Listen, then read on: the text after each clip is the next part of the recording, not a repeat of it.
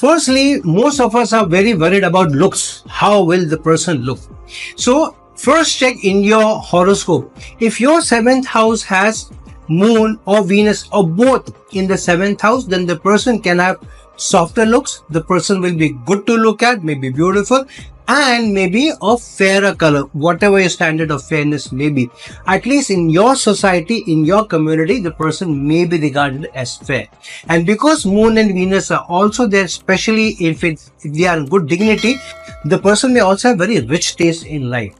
And so how do you know when you're meeting somebody or seeing the person? How can you validate the person? Through your horoscopic placement and the other person, especially if you have not been able to see the person, but you have seen the horoscope. So in the person's horoscope, see if the person has moon or Venus or any benefic planet in the lagna or the horoscope of the person. If the Venus is very strong in the lagna or moon is very strong, then the person may be good to look at, the person may be presentable, the person may also be fair. And because Venus is in the lagna in strength, or Venus is in strength in the 12th house, then the person may also have richer taste in life.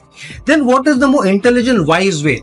When you meet up with the person, confirm these through talking to the person. In a very casual chat, as if to know the person, you may ask.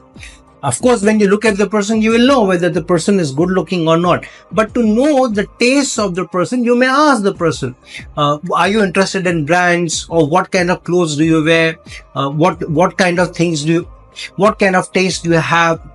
Do you have more refined taste? So in your casual conversation, you may be able to validate whether the person does have richer taste in food, in clothes, how they do up their house, in terms of the vehicle that they want, or the item that they buy. And through that, you will be able to validate whether in your horoscope, that person's horoscope, and through your interaction also, the person is checking most of the boxes or not. And through that, get closer to the person who can be your lifetime partner.